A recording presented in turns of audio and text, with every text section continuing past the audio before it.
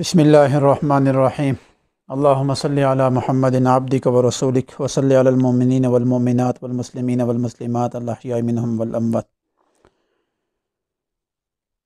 اعوذ باللہ السمیع العلیم من الشیطان الرجیم۔ بسم اللہ الرحمن الرحیم۔ انا اعطیناک الکوثر فصلی لربک وانحر ان شانئک هو الابتر۔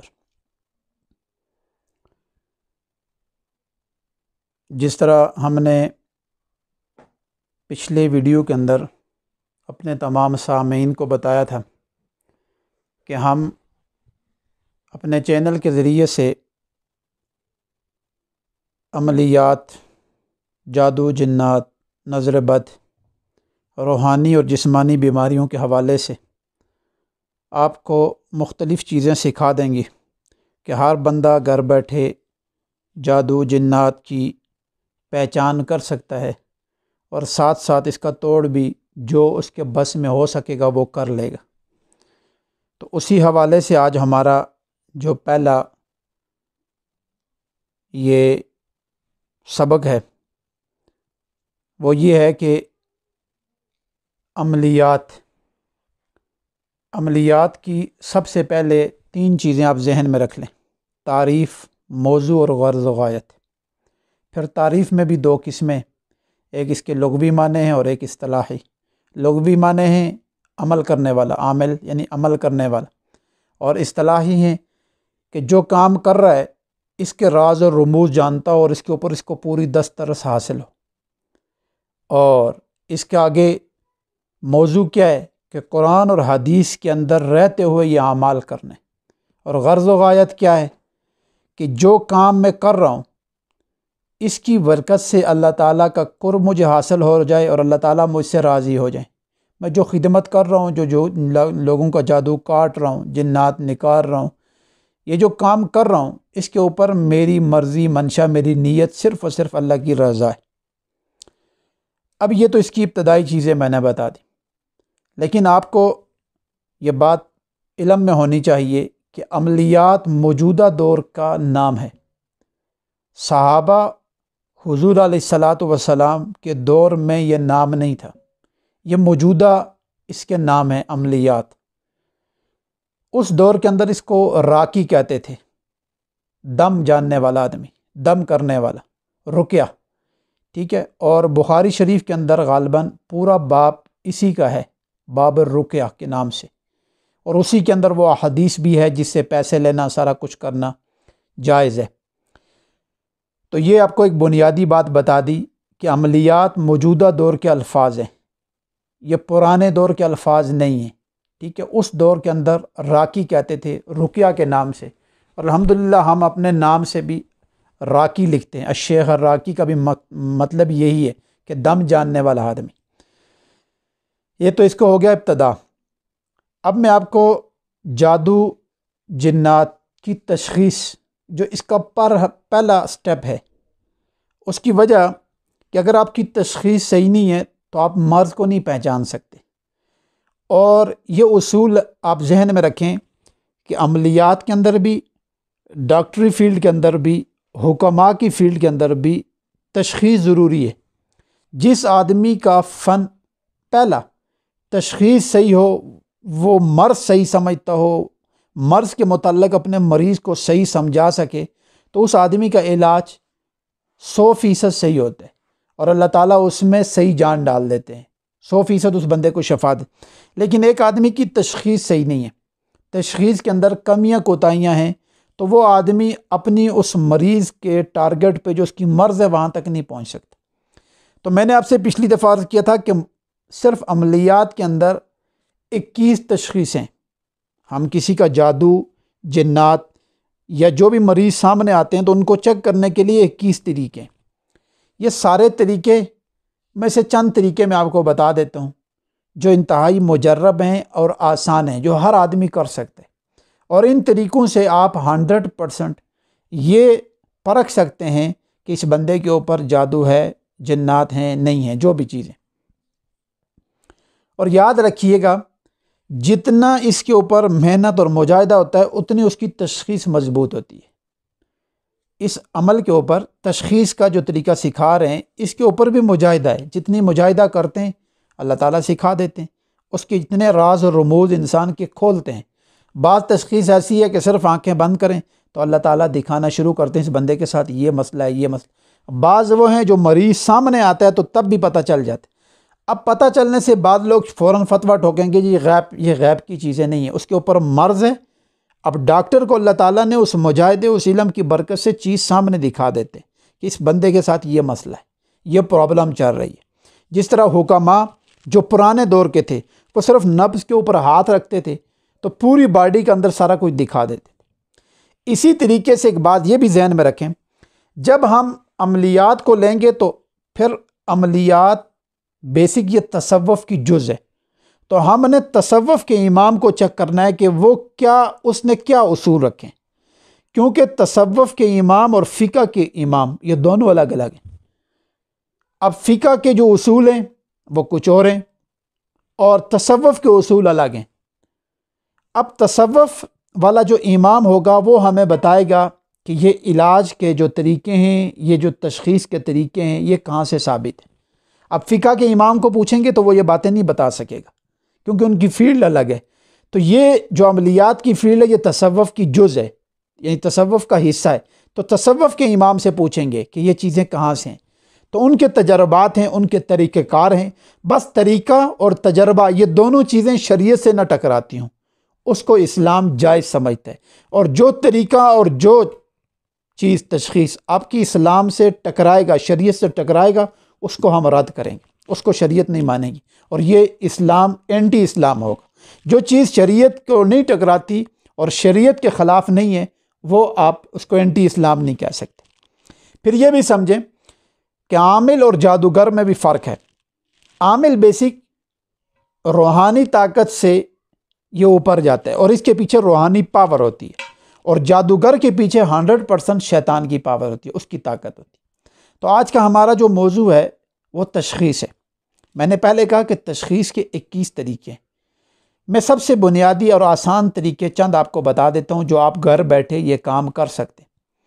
سب سے پہلے آپ نے پانی لینا ہے، گلاس کے اندر لیں، پیالی کے اندر لیں، کپ کے اندر لیں، تھوڑا سا پانی لیں، 8-10 گھونٹ لے لیں۔ اس کے اوپر آپ نے اس نیت سے پڑھیں کہ میں چیک کرنا چاہتا ہوں آیا میرے اوپر، میری بیگم پہ، بچوں پہ جادو جنات ہیں یا نہیں۔ تو آپ نے پانی کے اوپر دم کرنا ہے۔ دم کیا کرنا ہے؟ سب سے پہلے آپ 3 دفعہ آیت الکرسی پڑھیں گے اور 3 دفعہ سورہ طارق پڑھیں گے، والسماء والطارق وما ادراک ما الطارق النجم الثاقب۔ یہ آخری سپارے میں سورت آتی ہے، یہ دونوں 3 دفعہ پڑھیں اور 3 دفعہ صرف بسم اللہ الرحمن الرحیم پڑھ کے اس پانی پہ دم کریں، اور یہ جس کو چیک کروانا چاہتے ہیں آپ اس کو پلا دیں۔ اس پانی کی اگر ذائقہ چینج ہو جائے، حالانکہ پانی کا ذائقہ تو چینج نہیں ہوتا، وہ ایک جیسا ہی رہتا ہے، دم کریں نہ کریں، لیکن اگر پینے والا آدمی یہ کہے کہ اس کا ذائقہ چینج ہے تو سمجھ لے اس بندے کے اوپر اثرات ہیں، جادو کے یا جنات کے۔ اسی طریقے سے دوسرا طریقہ بتا دیتا ہوں کہ یہاں تو آپ صرف سمجھیں گے کہ اس کے اوپر جادو ہے یا جن ہے، لیکن ایک طریقہ اور بھی ہے کہ ایک مریض ہے جس کا آپ کام کرنا چاہتے ہیں، یا ایک بندہ اپنی تشخیص خود کرنا چاہتا ہے، تو وہ یہ کرے کہ اپنے اندر والی جو بینین پہنتے ہیں یہ ہو جائے یا قمیض ہو جائے، یا عورت ہے تو اس کا دوپٹہ لے لے، ٹھیک ہے۔ بعض عورتیں شمیز پہنتی ہیں تو وہ اپنے محرم ہی ہوگا، یا میاں کرے گا یا بھائی کرے گا تو اس کو وہ شمیز دے سکتی ہے، قمیض بھی دے سکتی ہے۔ تو اب اس کو بچھائیں زمین کے اوپر۔ یہ دیکھیں میرے سامنے ایک شیشے کا ٹیبل ہے، میں مثال کے طور پہ اب ہم نے اس کو قمیض کو یا شمیز بنین جو ہے اس کو یوں بچھایا، اب یہاں گلا ہے، ٹھیک ہے، یہ اس کا دوسری سائڈ ہے۔ اب گلے کی طرف سے آپ نے اس کو پمائش کرنا ہے، یوں آپ اپنے ہاتھ کو خود خیال رکھنا ہے کہ یہ ہاتھ ادھر ادھر نہ گھومے، یا آپ نے اس کو خود ہی پہلی دفعہ اس کو پمائش کریں صحیح طریقے سے، ٹھیک ہے۔ پمائش کرنے کے بعد اس طرح آخر میں یہ بچا، 4 انگلیاں بچ گئی ہیں، یہ دیکھیں یہ میں نے 4 رکھی ہیں۔ اب یہ پمائش کرنے کے بعد آپ کو ہونا چاہیے کہ 2 گیٹ 4 انگل تھا، کسی کی زیادہ بھی ہو جائیں گی، کسی کے 5 گیٹ ہوں گے، کسی کے 10 گیٹ بھی ہو سکتے ہیں، ٹھیک ہے۔ کسی کے کچھ انگلیاں آگے آخر میں 2 بچیں گی، کسی کی 3۔ یہ پہلی دفعہ کی میں بات کروں۔ اب پہلی دفعہ پمائش کر لی، تسلی سے ذہن مطمئن ہو گیا، تو اس کے بعد آپ نے بیٹھ کے اس کپڑے کو ہلانا نہیں ہے، ادھر ہی بیٹھ کے آپ نے یہی چیز جو میں نے بتائی آیت الکرسی 3 دفعہ، سورہ طارق 3 دفعہ اور بسم اللہ 3 دفعہ پڑھ کے اس پہ دم کریں۔ اب جیسے ہی دم کر لیا پھر دوبارہ پامائش کریں۔ اب اگر اس بندے کے اوپر جادو والا مسئلہ ہوا تو کپڑا کم ہونا شروع ہو جائے گا، یہ کلوز ہونا شروع ہو جائے گا، سکڑے گا۔ اور اگر اس پہ عورت پہ، مرد پہ، بھائی بیٹے پہ جادو جنات ہیں تو یہ بڑھنا شروع ہو جائے گا، کپڑا بڑھے گا۔ اور اگر یہ بالکل نارمل ہے تو اس بندے پہ کچھ مسئلہ نہیں، یہ بہت آسان تشخیص ہے اور یہ بڑے بڑے بزرگ کرتے ہیں۔ اب ایک بات ذہن میں رکھیں، اب آپ نے جب پاماش کی تو آپ نے اپنے ہاتھوں کا خود خیال رکھنا ہے، یہ نہیں ہے کہ آپ ہاتھوں کو کم بڑا کرتے رہیں اور پھر کہیں کپڑا کم ہو گیا بڑھ گیا، یہ نہیں، کیونکہ ہمارے پاس جب لوگ آتے ہیں تو ہم مریض کی تشخیص خود نہیں کرتے، یعنی پڑھتے عمل ہم خود ہیں جو بھی پڑھتے ہیں، لیکن وہ ہاتھ ہم نہیں لگاتے اس کپڑے کو، یہ ہم مریض سے کہتے ہیں تو خود کر۔ آپ انچی ٹیپ بھی لے سکتے ہیں، دوسرا جو پیمانہ ہوتا ہے فٹا جس کو کہتے ہیں وہ بھی لے سکتے ہیں، اسی طریقے سے کوئی داغا بھی لے سکتے ہیں، ٹھیک ہے، جس پہ آپ کا دل مطمئن ہو۔ اگر انچی ٹیپ لیں تو مثلا ایک آدمی کی انچی ٹیپ میں تقریباً 3 فٹ 4 فٹ 6 فٹ کا وہ قمیض بن رہی ہے، مثال دے دیتا ہوں، تو ظاہر بات ہے وہ انچی ٹیپ جو پہلی دفعہ بتائے گا نا آخر دفعہ اس کو وہی بتانا چاہیے نا، ہر دفعہ وہی بتانا چاہیے، لیکن جیسے جیسے آپ عمل پڑھیں گے تو اس پہ کچھ ہوگا تو وہ سکڑنا شروع ہو جائے گی، انچی ٹیپ نہیں سکڑے گا، کپڑا سکڑنا شروع ہو جائے گا۔ اسی طریقے سے جب آپ دم کریں گے تو وہ کپڑا بڑھنا شروع ہو جائے گا۔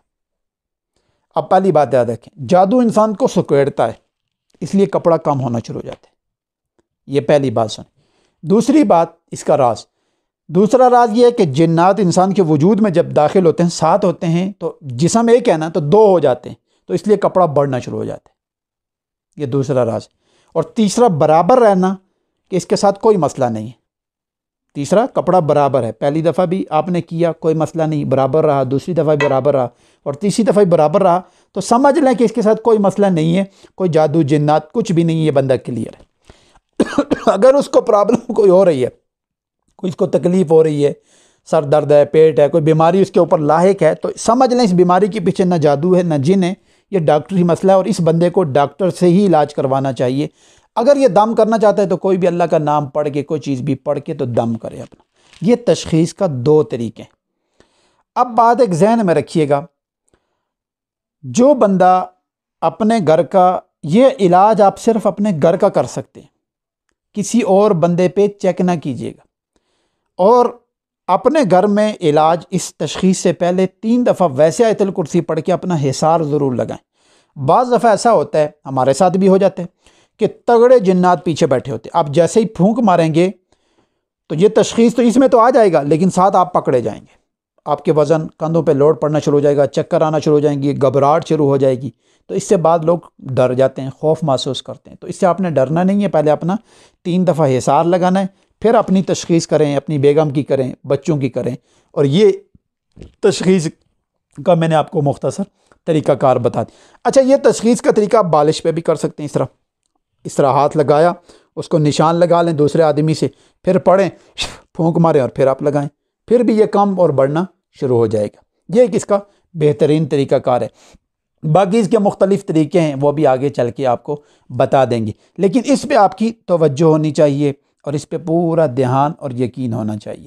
جتنا دھیان اور یقین کے ساتھ آپ کریں گے، آپ کو خود پتہ چل جائے گا کہ یہ جادو ہے یا نہیں ہے، جنات ہیں یا نہیں ہیں، کیا اس کے طریقہ، وہ سارا کچھ۔ اگر ہیں جادو ہے، جنات ہیں، تو اس کے آگے ہم طریقہ کار آپ کو توڑ کے بتا دیتے ہیں، وہ توڑ کے طریقے بھی آپ کر سکتے ہیں، جن سے آپ کو تکلیف، پریشانی، مسائل نہیں ہوں گے۔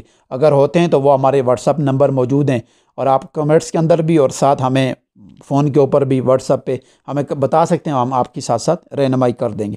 میں نے آپ سے یہ کہا کہ ہمارا سکھانے کا مقصد ہی یہی ہے، ہر گھر کے اندر ایک بندہ ہو، ڈاکٹر ہو، جو اس کو صحیح سیکھ سکے، جو کر سکے اور اپنے گھر کے راز رموز اور اپنی گھر کے جو چیزیں ہیں وہ بچا سکے۔ اللہ تعالیٰ مجھے اور آپ کو عمل کی توفیق دے۔